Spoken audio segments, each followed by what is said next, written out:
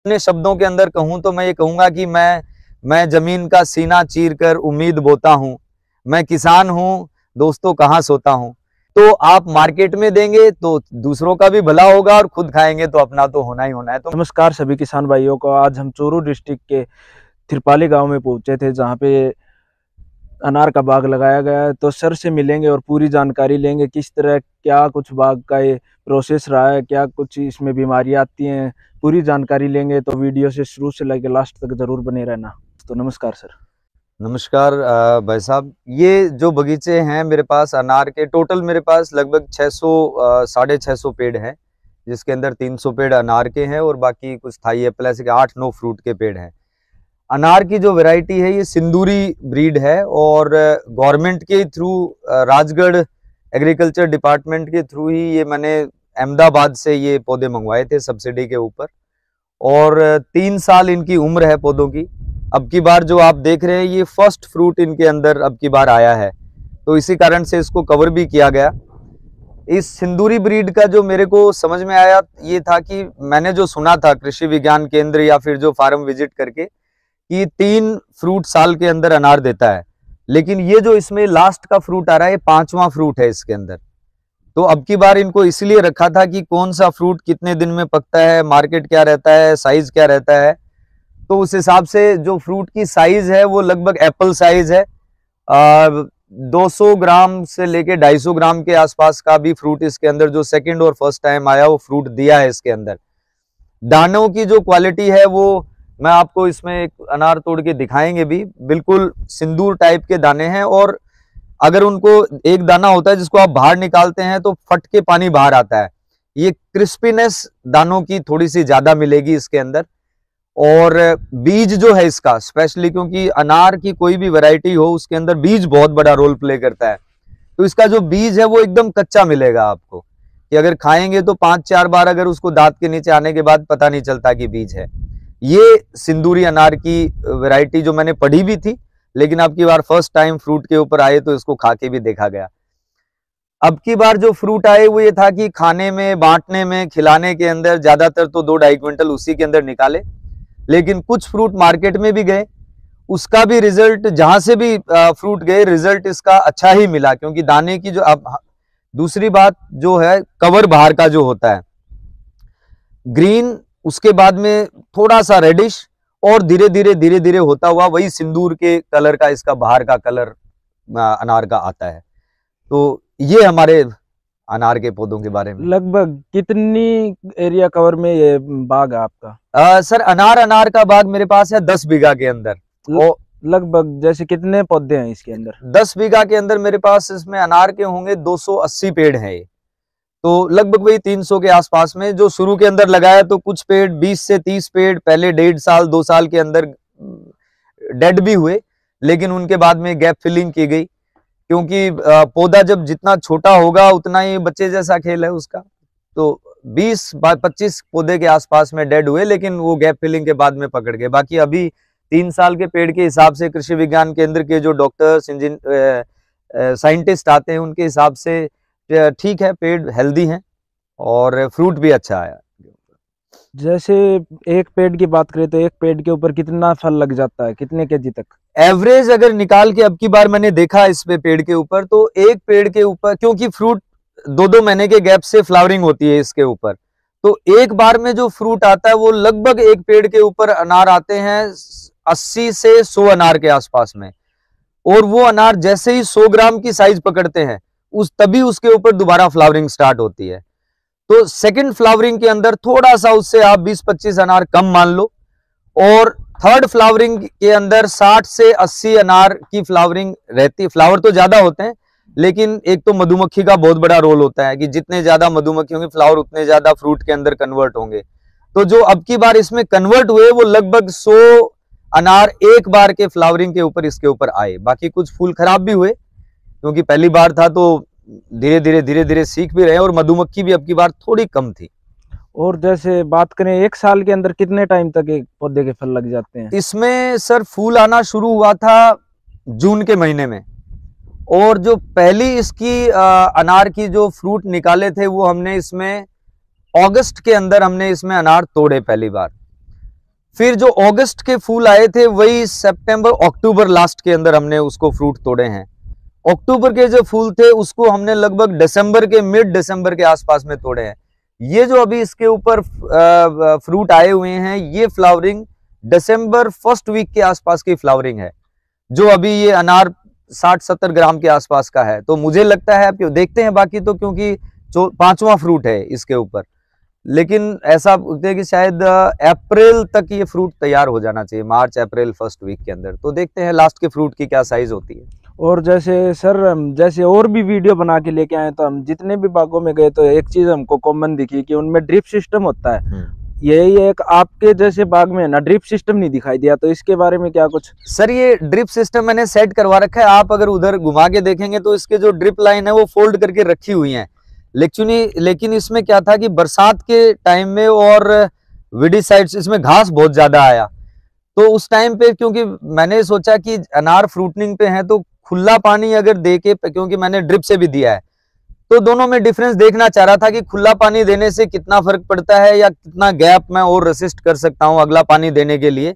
इसलिए ये वो लाइन हटाई गई घास के लिए इसके अंदर जनरली। दूसरा रीजन ये था कि पानी देने के, जैसे ड्रिप के अंदर पानी देने के बाद में उसको रेगुलर चलाना पड़ता है। खुला पानी दे के देखा तो लगभग 15 से 20 दिन, महीना भी निकाला सितंबर के अंदर, तो महीने बाद में भी पानी दिया है। तो वो एक ट्रायल पर्पज से हटाए थे, बाकी ड्रिप पूरा सिस्टम सेट लगा हुआ है उसके जैसे अंदर। ये पर्पज आपने इसीलिए किया होगा कि जैसे पानी की कमी है आपके इस एरिया में, तो उसी के कारण आपने यही सब। बिल्कुल अलग अलग एक्सपेरिमेंट्स करके देख रहे हैं सर कि कौन सा सक्सेसफुल बैठे।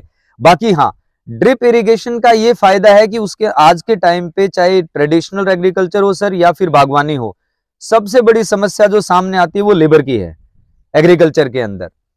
तो उसको ड्रिप सिस्टम जो है उसको कम कर देता है, ये उसका पहला फायदा। दूसरा कि पानी की कमी इस एरिया के अंदर आप जानते हैं कि कहां तक लेवल पहुंच गया है, तो पानी की बचत ड्रिप सिस्टम से बहुत ज्यादा होती है। ये मेरा पर्सनल एक्सपीरियंस है।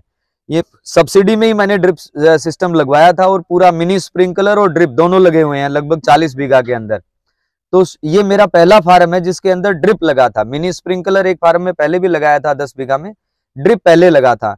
तो हालांकि लोगों के अंदर एक्सेप्टेंस नहीं थी, लेकिन मैंने जब मिनी स्प्रिंकलर में गेहूं करके देखा तो उससे समझ में आया कि पानी की बचत लगभग 65 to 70% पानी हम और ड्रिप इरिगेशन और मिनी स्प्रिंकलर से हम बचा सकते हैं, सेव किया जा सकता है। ये प्रूवन फैक्ट है।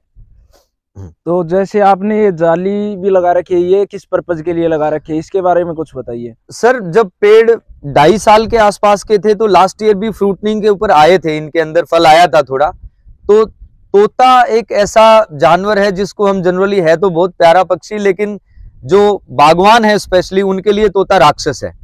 और तोता खाता कम है, खराब ज्यादा करेगा। तो अब की बार फर्स्ट फ्रूटनिंग पे मोटे जो बड़े पक्षी थे उनसे बचाने का टारगेट था, इस कारण से ये नेट ट्राई करना था। ये भिवानी के अंदर फैक्ट्री से ही मिला और 350 रुपए केजी के रेट से ये जाल में लाया। जो जैसे जिस पर्पज से इसको लगाया था उसका कुछ फायदा मिला आपको? मुझे लगता है कि सर मैंने 90% जो डैमेज है वो कंट्रोल किया गया है। बाकी हाँ, कुछ छोटे पक्षी हैं जो इसके अंदर अभी आते, 1-2 चिड़ियां हैं जो आती हैं, लेकिन उनका फायदा ये है, ये भी समझ में आया कि वो एक अनार को 1 से 2 दिन तो उनको खोलने में लगते हैं, फोड़ने में लगते हैं। और फिर जब एक अनार खुल जाता है तो जब तक वो पूरे दाने उसके नहीं खाती तब तक वो दूसरा अनार खराब नहीं करती हैं।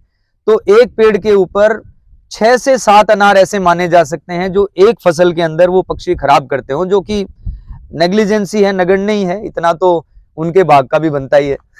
और जैसे अनार के बाग के बारे में बात करें तो इसमें बीमारियां कौन कौन सी आती हैं, किसान भाइयों को बताइए। सर अनार की बेसिकली जो देखा गया कि पौधा जब छोटा होता है उस टाइम पे इसमें फंगल इन्फेक्शन बहुत ज्यादा होता है। तो बड़ा होने के बाद में फ्रूटनिंग के टाइम पे इनमें एज सच मौसम का प्रभाव तो किसी भी पेड़ के ऊपर जितना होना है वैसा रहेगा, लेकिन स्पेशली अनार के ऊपर, फ्रूट के ऊपर एक सफेद मक्खी आती है जो कि जिस टाइम पे फ्रूट बनता है उस टाइम उस पे बैठती है। और होता क्या है कि जो केमिकल या फिर आप लिक्विड बोलो उस पे टच होता है, वहां निशान होता है, दाग होता है, जो कि फ्रूट को खराब करती है, जो कि बेर के अंदर कीड़े भी बनाती है। तो एक तो सफेद मक्खी का इसके ऊपर प्रकोप ज्यादा रहता है। दूसरा फंगल इन्फेक्शन की, पौधों के पास में साफ सफाई की बहुत ज्यादा जरूरत है। अगर साफ सफाई है और प्रॉपर आप खाद दे रहे हो तो अनार रफ एंड टफ पेड़ है, राजस्थान में सरवाइव कर रहा है, तो वैसे ही पेड़ स्वस्थ मिलेगा। तो जैसे वो मक्खी आती है उसका कुछ कोई बचाव वगैरह? उसका बचाव सर मक्खी के दो तरीके के, एक तो लोकल जो है कि जो हमारे पास प्लास्टिक की बोतल है, मैंने बेर के अंदर उसको ट्राई किया था एक बार, तो बड़ा सक्सेसफुल रहा। बेस्ट आउट ऑफ वेस्ट ऐसा करके एक मैंने कैंपेन सा गांव में भी चलाया, सिखाया भी, कि प्लास्टिक की बोतल में आप छेद करके उसके अंदर थोड़ी कॉटन, उसके ऊपर चीनी का थोड़ा सा पानी और एक पतला सा छेद करके आप उसमें टांग दें, तो व्हाइट फ्लाई है वो उसके अंदर घुसेगी और वापस नहीं निकलेगी। और इस साइड आप देखें तो एक येलो कलर का इंस्ट्रूमेंट उसके ऊपर पेड़ पे आपको टंगा हुआ दिखाई देगा, वो व्हाइट फ्लाई के लिए है। उसके अंदर एक लिक्विड आता है, जेल आता है, जो उसके अंदर डाला जाता है और फ्लाई उसके अंदर जाती है, फिर नहीं आती है। आप देखेंगे तो उसके अंदर भी काफी व्हाइट फ्लाईज स्टोर्ड है, उसके अंदर इकट्ठी हुई है। और जैसे उम्र की बात करिए एक अनार के पेड़ की, तो कितनी उम्र तक एक अनार का पेड़ जिंदा रहता है? सर जो मैंने नॉलेज ली या फिर जो ट्रैवल किया, घुमा फिरा, उसके हिसाब से ऐसा माना जाता है कि अनार के पेड़ की जो जवानी है वो 25 साल तक, ऐसा माना जाता है कि फ्रूट उसका डाउन ग्रेड पे जाएगा या कम होना शुरू होगा 25 साल के बाद में। और 20 से 25 साल ऐसा मानते हैं कि उसका पीक सीजन होता है, तब तक उसके फ्रूटिंग बढ़ती है। कम 25 साल के बाद में ऐसा कहते हैं कि फ्रूट कम होना शुरू होते हैं। तो 30 साल आप ऐसा मानो कि 30 साल तक पेड़ ये फ्रूट के ऊपर रहेगा। और जैसे लाभ की बात करें, अगर किसान भाई अगर लगाना चाहे तो वही, अगर कोई अनार का बाग लगाएगा तो उसके बारे में ये सोचेगा कि कितने एक पौधे का लगभग कितना वो लाभ हो जाता है अगर अपन मार्केट में सेल करें उसके अनार की, तो उसके बारे में क्या कुछ कहना चाहेंगे? कितना आपको जैसे कितना लाभ हुआ एक पेड़ से, कितना मार्केट में आप सेल कर चुके हैं? सर वैसे तो अब की बार जैसे मैंने बताया कि ये फर्स्ट टाइम फ्रूटनिंग पे थे, तो अब की बार मार्केट मेरा मेन मोटिव नहीं था। 2-2.5 क्विंटल बांटने खाने में यारी दोस्ती में गए हैं, लेकिन हाँ 1.5 क्विंटल मैंने निकाला भी है इसके अंदर। तो एक तो डिपेंड करता है अनार का कि कुछ सीजन्स ऐसे होते हैं जिसके अंदर अनार की रेट अच्छी मिलती है, जैसे सितंबर और अक्टूबर ऐसे महीने हैं कि वो जो फ्रूट है वो आपको रेट देके लगभग मंडी के भाव उस टाइम 120 के आसपास में रहते हैं। और वैसे भी अगर देखा जाए दिसंबर के बाद में भी स्टोर जब आ जाता है तो भी 60 रुपए 70 रुपए से नीचे मंडी के भाव नहीं जाते हैं अनार के। हालांकि मार्केट के अंदर तो वही 120 के आसपास में बना रहता है। तो अनार को मैं ऐसा मानूंगा कि घाटे का सौदा तो अनार बिल्कुल नहीं है, क्योंकि रेट में आपका वो कवर अप कर देता है। दूसरी बात डिपेंड करता है कि अनार एक ऐसा फ्रूट है कि अगर गांव दूर दराज के क्षेत्रों के अंदर इसकी अवेलेबिलिटी आसान हो जाए और रेट थोड़ा सा शहर से कम भी रखा जाए तो भी ये फायदेमंद ही सौदा है। घाटे का सौदा तो मैं इसको नहीं मानता हूं। और अगर आप उसको एग्जैक्टली कितने पैसे का फायदा हुआ उसमें देखें तो हाँ बिल्कुल अगली साल हम मिलेंगे, और मैं अभी मार्केटिंग पे काम कर ही रहा हूँ। हाँ, सही है। तो अगली साल प्रॉपर आपको एकदम एक एक पौधे के हिसाब से स्लाइड बना के मैं आपको बिल्कुल दूंगा। हाँ, अब की बार मैंने 1.5 क्विंटल के आसपास अनार निकाला, जो कि मेरे को आराम से बिना ज्यादा कोशिश किए हुए मुझे 80-85 के आसपास का रेट उसका मिल गया। बाकी 2-2.5 क्विंटल अनार मैंने बांट दिया, वो तो चला गया। तो 80-85 के आसपास का रेट मिला अनार का। और जैसे कटिंग की बात करें तो कटिंग भी करनी पड़ती है क्या इनमें? सर अनार का ऐसा होता है कि डिपेंड करता है कि आप कटिंग करते हैं कि नहीं करते। एक तो फायदा कटिंग का ये होता है कि जब अनार आएगा तो इसकी जो टहनी है वो नीचे की साइड आएगी, और नीचे अगर आपका फ्रूट की कोई भी फ्रूट अगर मिट्टी में टच हो रहा है तो उसके अंदर बैक्टीरियल और फंगल इन्फेक्शन होने का डर बना रहता है। तो एक तो फायदा ये है कटिंग का कि आपका फ्रूट ऊपर रहेगा। दूसरा ये है कि अनार क्योंकि साइड में बढ़ता रहता है, ये आप देखेंगे यहाँ से ये फुटान साइड में चलते रहते हैं, तो अगर अनार ने कवर कर लिया एरिया तो आपका जड़ के पास जाने का और जो स्कोप है वो खत्म हो जाता है। तो कटिंग अगर रहेगी तो आप खाद के लिए, खोदी के लिए, पानी के लिए आप जड़ के पास जा सकते हैं। दूसरा ये है कि आप अगर रेगुलर कटिंग करते रहेंगे तो लगभग 7 फीट के आसपास, मेरा ये मानना है कि 6 फीट 7 फीट के आसपास तक अनार की कटिंग करते रहना चाहिए। उसके बाद में जो बाहर आता है पेड़, तो एक तो डालियां मोटी हो जाती हैं, अंदर तना बन जाता है, तो उसके ऊपर फ्रूट की जो साइज है वो पूरी आएगी। दूसरा यह है कि आपको देखने में सुंदर लगेगा। तीसरा यह है कि सिस्टमेटिक तरीके से फ्रूट आएगी और नीचे का जो पोर्शन है वो आपके पास खाली रह जाएगा, और तने के जड़ के पास की कोई भी बीमारी वहां पे आने से दूर रहेगी। ये फायदा है। तो मैं ये प्रेफर करूंगा कि कटिंग 6-7 फीट तक अनार की करनी चाहिए। और जैसे बात करें सर, जैसे ये पॉलीथीन वगैरह आपने अनार के ऊपर क्यों लगा रखे हैं, इनके बारे में? ये सर ये भी एक्सपेरिमेंट ही किया था। पहले प्लास्टिक के बैग मंगवाए थे मैंने, वो इस कारण से लाया था। ये मैं आपको दिखाता हूँ। ये पहले ये प्लास्टिक के बैग हैं, ये मंगवाए थे कि उसके 2-3 रीजन थे। एक तो ये कि इसके अंदर अगर फ्रूट रहेगा तो वो सेफ रहेगा, उसके ऊपर व्हाइट फ्लाई का अटैक नहीं होगा, तो निशान दाग नहीं होगा, दागल नहीं होगा। और दूसरा ये था कि तोता या फिर कोई भी चिड़िया काटेगी तो इस पे नहीं काटेगी, लेकिन तोते से प्लास्टिक भी नहीं बच पाया, ये मेरा एक्सपीरियंस है। इस कारण से नेट लगाना पड़ा। ये जो इसके ऊपर अभी जो आप देख रहे हैं, ये बहुत लो बजटेड है। लगभग 45 पैसे 40 पैसे के आसपास का ये एक कवर मिलता है। मैंने इकट्ठे 10,000 कवर मंगवाए थे ये। इसमें फायदा ये कि नीचे से खुला है तो आप इसका कलर चेक कर सकते हो कि फ्रूट पका है कि नहीं पका है। दूसरा, इस पे किसी भी तरीके के जर्म्स और इन्फेक्शन, ये दोनों फ्रूट के ऊपर नहीं होंगे, तो फ्रूट पे निशान नहीं होंगे, फ्रूट खराब नहीं होगा, काना नहीं होगा। ये इसके फायदे हैं। और जैसे बात करें आपको अनार के बाग के बारे में, जैसे कोई ऐसे हानि लगी हो या ऐसे लगा हो कि कुछ कमी है बाग के अंदर, अगर कोई लगाना चाहे तो आप जैसे उसको सजेस्ट करना चाहेंगे अनार का बाग लगाए या ना लगाए, जैसे कोई किसान भाई लगाना चाहे तो इसके बारे में क्या कुछ कहना चाहेंगे, जैसे कि वो अनार का बाग लगाए या ना?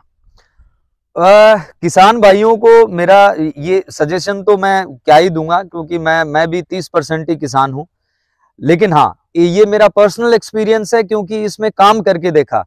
तो मैं ये कहूंगा कि अनार के पौधे लगाने के अंदर घाटा तो कतई नहीं होगा। हाँ, आपको ये है कि पेड़ जब तक 3-4 साल का नहीं हो तब तक उसकी देखभाल भी करनी पड़ेगी, और थोड़ा सा धैर्य भी आपको बनाए रखना पड़ेगा। क्योंकि वो कहते हैं ना कि माली सींचे 100 घड़ा ऋतु आए फल होए। तो जब समय आएगा तभी आपको उसके इफेक्ट और उसका फायदा समझ में आएगा। दूसरी चीज, अनार एक ऐसा फ्रूट है जिसको आप मेडिकल टर्मिनोलॉजी के अंदर भी अगर देखें तो वो हमारे ब्लड से लेके, हार्ट से लेके, हमारे स्नायु तंत्रों को लेके, हमारी ब्रेन को लेके, हर चीज के अंदर अनार के अंदर फाइबर, आयरन, फिर पोटेशियम, सारे लगभग न्यूट्रिएंट ऐसे हैं जो अनार के अंदर मिलेंगे। और मार्केट में अनार का रेट भी आपको ठीक ठाक ही मिलेगा। तो मेरे हिसाब से तो अनार एक अच्छा स्कोप है किसान भाइयों के लिए, अगर आप फलदार पौधों की तरफ जाना चाहते हैं तो। और जैसे सर खाद की बात करें तो किस तरह की खाद अनार के पौधों में आप डालते हो? सर, मैंने जो ये बगीचे, दोनों साइड के जो बगीचे लगाए, उसके अंदर ये 20 बीघा के अंदर बगीचे थे, और इसको तैयार भी ऑर्गेनिक सर्टिफिकेशन के लिए ही किया। तो 3 साल से इसके अंदर सिर्फ गोबर और वेस्ट डिकम्पोजर, सी डिकम्पोजर, बायो फर्टिलाइजर, और जो पेस्टिसाइड्स हैं ऊपर, वो भी गौमूत्र के अंदर नीम, आक, धतूरा, छाय, ये सब मिला के यहीं बनाए हैं, वो ट्राई किया। तो मेरा मोटिव तो ये था कि इस जगह का ऑर्गेनिक सर्टिफिकेशन लेना। बाकी गोबर की खाद जो नॉर्मल हमारे मिलती है, वो अगर इसमें डालते रहें तो ये मोर देन एनफ है। आपको बाकी किसी दवाई पानी की या एडिशनल कोई केमिकल देने की उसमें जरूरत होती नहीं। हाँ, जिस टाइम पे पौधा छोटा होता है उस टाइम पे पत्ते अगर उसके पीले पड़ जाएं या फिर आपको उस पे दाग होना शुरू हो उसके ऊपर, तो बिल्कुल आप अपने एग्रो डॉक्टर से बात करके और उसके ऊपर छिड़काव करने के लिए जा सकते हैं। एक बार पौधा बड़ा हुआ तो उसके बाद में उसकी भी जरूरत नहीं होती है। तो गोबर की खाद मेरे हिसाब से मोर देन एनफ होगी। तो जैसे और कोई जानकारी आप हमारे किसान भाइयों के साथ शेयर करना चाहें तो, कोई भी बात के बारे में? किसान भाइयों से तो जानकारी लेके ही मैंने ये सब किया है। और किसान शब्द छोटा है सर, लेकिन उसको अगर मैं अपने शब्दों के अंदर कहूं तो मैं ये कहूंगा कि मैं जमीन का सीना चीर कर उम्मीद बोता हूं, मैं किसान हूं दोस्तों कहां सोता हूं। तो किसान के लिए तो, लेकिन हाँ, मैं ये कहूंगा कि फलदार पौधे, उसके बहुत से फायदे। ट्रेडिशनल एग्रीकल्चर अच्छी चीज है और एक मुश्त जो इनकम होती है उसके लिए भी ठीक है, लेकिन फलदार पौधों का फायदा छाया। दूसरी चीज, नई चीज, आप एक अलग स्टेप पे जाते हैं जो आसपास में नहीं होता, तो एक क्रिएटिव चीज है।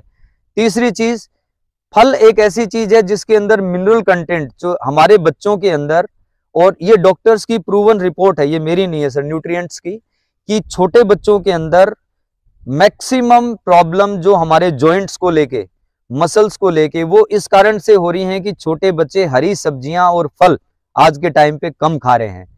तो आप मार्केट में देंगे तो दूसरों का भी भला होगा और खुद खाएंगे तो अपना तो होना ही होना है। तो मेरे हिसाब से तो फलदार पौधों की तरफ किसान भाइयों को धीरे धीरे कोशिश करनी चाहिए।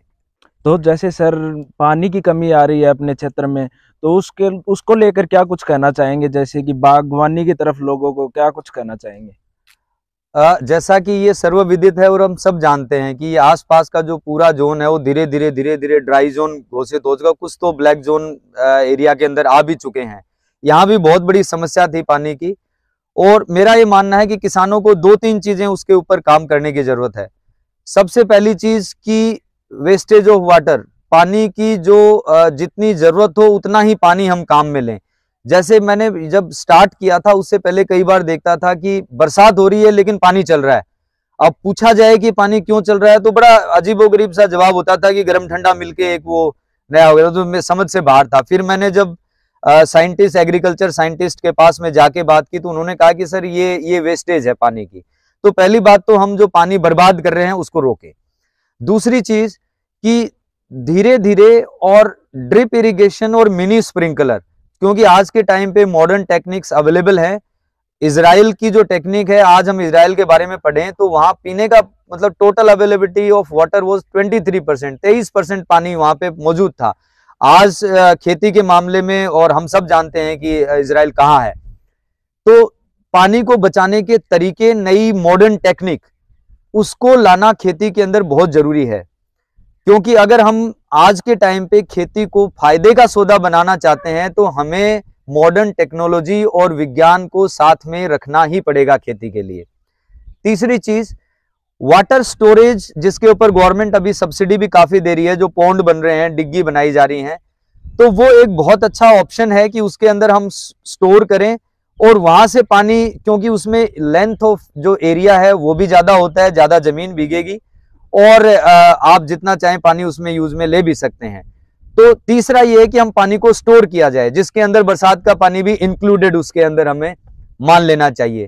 तो ये कुछ ऐसे 2-3 तरीके हैं जिसके कारण आज के टाइम पे, क्योंकि पानी की जो प्रॉब्लम है वो हम सब जानते हैं, वो किसी से छुपी हुई नहीं है, तो बर्बादी कम हो पानी की। फिर हम आधुनिक तकनीक जो पानी की बचत के लिए, चाहे वो मिनी स्प्रिंकलर हो, चाहे वो ड्रिप सिस्टम हो, चाहे वो रेन गन हो, इन सबको काम में लिया जाए। तीसरा, पानी स्टोरेज की हमें जगह जगह व्यवस्था की जाए, जिसका फायदा सिर्फ पानी को आउटलेट के अंदर ही, नोजल चलाने के अंदर ही काम में नहीं आता, क्योंकि पानी अगर स्टोर रहेगा तो वो ग्राउंड वाटर के अंदर भी इफेक्ट करेगा। और बाकी सरकार तो अपने जो काम कर ही रही है। तो ये मेरा अपना मानना है कि पानी की बचत के लिए आने वाले समय पे, भविष्य में हम पानी को किस तरीके से बचा पाएं, उसके लिए हमें पानी को सहेज कर, सजो कर रखना पड़ेगा और जरूरत के हिसाब से काम में लेना पड़ेगा। तो जैसे हम सर से मिले, बहुत अच्छा लगा, और जैसे अनार के बारे में जाना, हमने सर से पूरी जानकारी ली। अगर कोई जानकारी हमसे अधूरी रह गई हो तो वीडियो में कमेंट बॉक्स में कमेंट करके जरूर बताना। सर से भी बहुत अच्छा लगा, तो धन्यवाद sir. Thank you so much sir. और आपकी टीम के साथ बात करके वास्तव में बहुत मजा आया। मैं थैंकफुल हूँ, या मैं तहे दिल से आपका अभिनंदन, पूरी आपकी फार्मिंग ज्योग्राफी चैनल की टीम का तहे दिल से धन्यवाद देता हूं। और सर, आज के टाइम पे यही छोटी छोटी चीजें हैं जो हमारे समाज को, किसानों को, लोगों को समझने की जरूरत है। पढ़े लिखे लोग जब तक किसानों से, खेती के अंदर किसी ना किसी तरीके से नहीं आगे जुड़ेंगे, तब तक या तो बदलाव आएगा नहीं, और अगर बदलाव आया तो उस बदलाव का लोगों को पता नहीं चलेगा। तो आप लोग बहुत शानदार, मजबूत काम कर रहे हैं, और भगवान आपको खूब ढेर सारी सक्सेस दे, ये मेरा मानना है। Thank you so much.